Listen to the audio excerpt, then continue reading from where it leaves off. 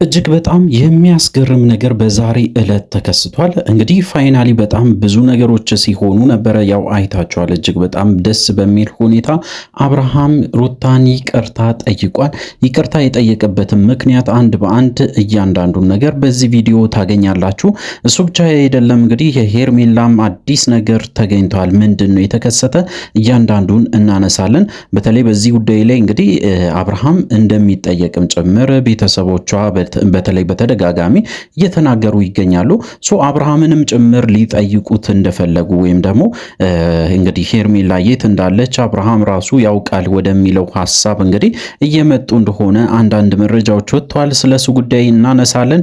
እንግዲህ ለዚህ ቻናል አዲስ ከሆናችሁ ከወዲሁ ሰብስክራይብ ማድረግ እንዳይረሳ። አዲስ ካልሆናችሁ እንደተለመደው ቪዲዮአችን ላይክ አድርጉ፣ ሐሳብ አስተያየታችሁን ኮሜንት ስራ አስቀምጡልን። ወደ ጉዳያችን ከሰሞኑ እንግዲህ በጣም ሲያነጋግር የነበረው የሩታና የአብርሃም ጉዳይ አሁን ላይ ደግሞ እጅግ በጣም በሚገርም ሁኔታ አብርሃም በዛሬ ዕለት ሩታን አግኝቷት ነበረ። እንግዲህ ምንድነው የተፈጠረው ብላችሁ ከጠየቃችሁኝ አብርሃም እንግዲህ በጣም ብዙ ነገሮችን ሲያጣራ እንደነበረ ሲናገር ነበረ። በተለይ እንግዲህ ያው ሩታንም ጭምር ይቅርታ መጠየቅ እንደሚፈልግና ሩታንም እንዳስቀየማትም እንግዲህ አንድ በአንድ ሲናገር ነበረ። በሌላ በኩል እንግዲህ ኤፍሬም እና ዳኒ ደግሞ በዛሬ ዕለት ፍርድ ቤት ቀርቦ ነበሩ። እንግዲህ እስካሁን ድረስ ምንም አይነት ጥፋትም እንዳልተገኘባቸውና ምንም አይነት መረጃ እንደሌለ ያው ያንን ነገር በማስመልከት ከእስር እንዲፈቱም ተወስኖላቸዋል ማለት ነው። ስለሱ ጉዳይም እንግዲህ ለማጣራት እየሞከርኩ ነበረ፣ ረጅም ሰዓት ማለት ይቻላል ስልኮችን እየደዋወልኩ ነበረ። እንግዲህ ያገኙት መረጃ ኤፍሬምና ዳኒ ከእስር ቤት እንደወጡ መልእክት ደርሶኛል ማለት ነው። እሱ ብቻ አይደለም። በተለይ እንግዲህ አብርሃም ደግሞ በዚህ ተግባሩ እጅግ በጣም እንደተጸጸተና ሳያስብ ያንን ነገር ወይም ስሜታዊ ሆኖ ወንድሙ ላይ እንዳደረገ በግልጽ ተናግሯል። በተለይ ኤፍሬምን በተደጋጋሚ ይቅርታ ሲጠይቀው ነበረ። ኤፍሬም በዚህ ጉዳይ ላይ በጣም ተናዷል። ምክንያቱ ደግሞ ስነግርህ እንኳን ለምን አልሰማኸኝም? እስከ ዛሬ ድረስ እንግዲህ አታውቀኝም ማለት ነው። በተደጋጋሚ ስነግርህ ነበረ። በጭራሽ እኔ ሄርሜላ የት እንዳለችም አላውቅም። ነገር ግን አንተ በተደጋጋሚ ስትጠይቀኝ ይህንን ቃል ተናግሬ ነበረ።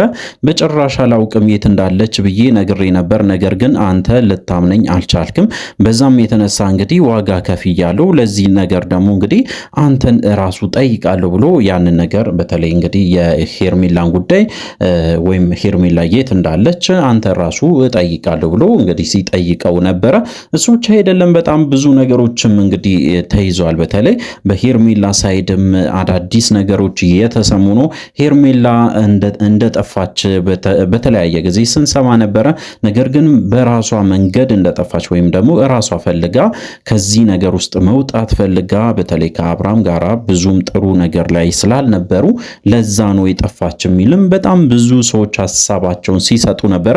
አንዳንድ ሰዎች ደግሞ እንግዲህ ሄርሜላና አብርሃም በተለይ ተመካክሮ ሆን ብሎ እንግዲህ ያሴሩ ሴራ ነው እንጂ በጭራሽ ይሄን ነገር እንደ እገታም ወይም ደግሞ እንደ ሌላ ነገር መመልከት የለብንም። እንግዲህ አብርሃም ይህንን ጉዳይ በትክክል ያውቃል።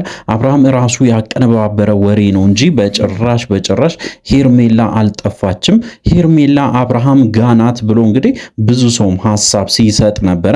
ይህንን ሐሳባቸውን እንግዲህ በተለይ እኔ ደግሞ በራሴ መንገድ ምልከታ ስሰጥበት ነበር። በትላንትናው ዕለትም ቪዲዮ ሰርቼ ነበረ።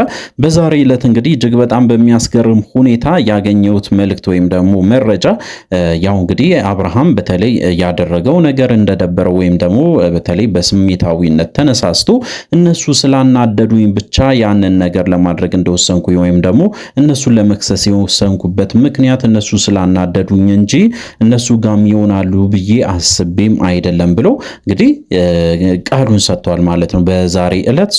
እንግዲህ ሩታም በስተመጨረሻ መጥቶ ይቅርታ ጠይቋታል። ይቅርታ የጠየቀበት ምክንያት ደግሞ የሄርሜላ ጉዳይ ላይ እጇ እንደሌለ ስላወቀ ነው። ወይም ደግሞ እንግዲህ ወንድሙም ጭምር በደንብ ስለነገረው በትላንትናው ዕለት ያንን ነገር ስላመነና ስላመነበት ነው። በዚህ ዙሪያ እንግዲህ ሩታን ይቅርታ ጠይቀዋታል ማለት ነው። ይቅርታ መጠየቁ አሪፍ ነው፣ ተገቢ ነው ብዬ ነው የማስበው። ምክንያቱም መሀላቸው ላይ ያለው ነገር መብረድ አለበት። ያው ታውቃላችሁ በጣም ብዙ ነገሮች ያገናኛቸዋል። በተለይ እንግዲህ ሩታና አብርሃም ደግሞ የሚያገናኛቸው ነገሮች ይበዛሉ። ከዛም ውስጥ ልጃቸው ከምንም በላይ እንግዲህ ቅድሚያ የሚሰጥ ነገር ስለሆነ ነው። እንግዲህ ኢቭን አብርሃም ያደረገው ነገርም አለ፣ ሩታም ያደረገችው ነገሮች ይኖራሉ። ነገር ግን አብርሃም አሁን ላይ በትክክለኛ መንገድ ላይ መጓዝ አለበት። በተለይ ያስቀየማቸው ሰዎች በዚህ ዙሪያ ይቅርታ ጠይቆ በትክክለኛ መንገድ ሄርሜላ እንድትፈለግ ማድረግ ተገቢ ነው ብዬ ነው የማስበው። እንግዲህ በዛሬ ዕለት የተሰማው ነገር እጅግ በጣም ጥሩም ነው፣ ተስፋ ሰጪም ነው። ነገር ግን የሄርሜላ ጉዳይ በጣም አሳሳቢ የሆነ መጥቷል። በሌሎች ዘንድም እንግዲህ አንዳንድ ሰዎች የተለያዩ ምክንያቶች፣ የተለያዩ ነገሮች ወይም ደግሞ መረጃዎችም እያወጡ ይገኛሉ። ነገር ግን እኛም ለመመልከት ሞክረናል፣ በራሳችን መንገድ እንግዲህ ለማጣራት ሞክረናል። በጣም ብዙ ሰው ማለት ይቻላል ሄርሜላን እዚህ ጋር አየናት፣ እዚህ ጋር አየናት፣ እዚህ ጋር አየናት ብሎ በጣም ብዙ ሰው ሐሳቡን ሲሰጥ ነበረ። እንግዲህ ሄርሜላ የጠፋች አይመስለንም። እውነት ለመናገር እንግዲህ ያው አብርሃም ጋራ ኢቭን እየተገናኙ እንደሆነ አንዳንድ መረጃዎች በተለይ በጣም ቅርብ የሚባል ሰው መረጃ ሰጥቶናል። እንግዲህ አብርሃም ስለዚህ ጉዳይ በደንብ ያውቃል። ሄርሜላ የት እንዳለች፣ ሄርሜላ ወዴት እንደሄደች፣ ሄርሜላ በዚህ ሰዓት ምን እያደረገች እንደሆነ ሁሉም መረጃ ይኖረዋል። ስለዚህ እንግዲህ አብርሃም በተለያየ ምክንያት እየመጣ ወንድሙን እንግዲህ በወንድሙ ሰበብም ይሁን በሌሎች ሰበብም ይሁን እንግዲህ ወደ ፍርድ ቤት ወይም ደግሞ ወደ እስር ቤት ለመክተት እንደዚህ አይነት ነገሮችን መሄዱ በጣም ዴንጀር ነው።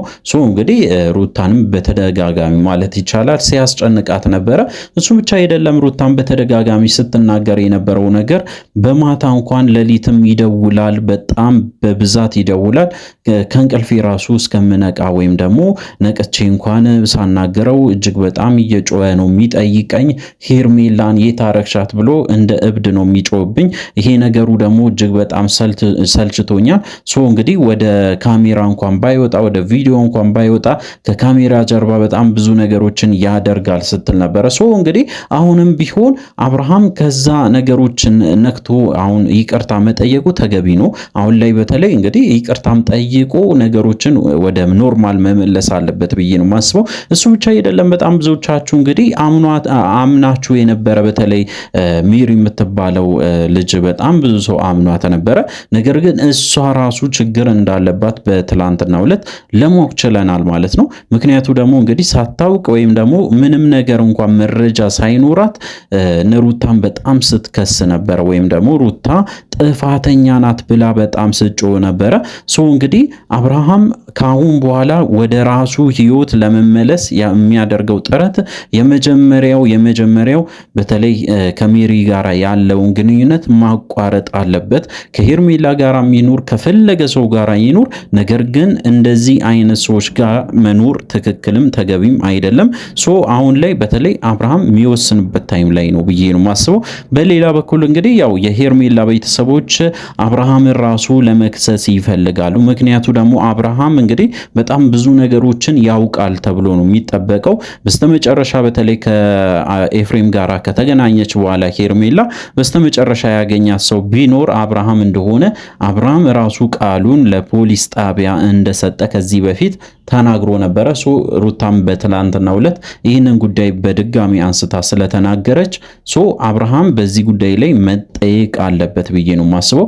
እስከዛሬ ድረስ እንግዲህ ሳይመለከታቸው በዚህ ጉዳይ ላይ ምንም እንኳን ተሳትፎ ሳይኖራቸው የታሰሩ ሰዎች አብርሃም ራሱ ያደረገው ነገር ስለሆነ ወይም ደግሞ ያሴረው ሴራ ስለሆነ አብርሃምም ጭምር በዚህ ጉዳይ ላይ መጠየቅ ይኖርበታል ብዬ ነው የማስበው።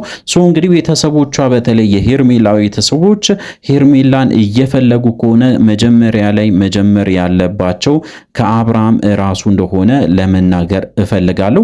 እሱ ብቻ አይደለም እንግዲህ አሁን ላይ ያው የሚያጠራጥሩ ነገሮች በዝተዋል። በተለይ ሄርሜላን በጣም ብዙ ሰው በየመንገዱ እየተመለከታት ስለሆነ እንግዲህ ይሄ ነገር ውሸትም ያስብላል። ወይ ድራማ እየሰሩ ነው፣ ወይ ፕራንክ እየሰሩ ነው፣ ወይ የሆነ ነገር እየሰሩ ነው ብሎ በጣም ብዙ ሰው እንግዲህ ሐሳቡን እየሰጠ ነበረ። በዚህ ነገር እንግዲህ ቀጥሏል ማለት ነው። የዛሬ የነበረን ኢንፎርሜሽን ይህንን ይመስላል። በተለይ ለዚህ ቻናል አዲስ ከሆናችሁ ከወዲሁ ሰብስክራይብ ማድረግ እንዳይረሳ። በቀጣይ ቪዲዮ እስከምንገናኝ ድረስ በያላችሁበት ጤናና ሰላም ይሁንላችሁ።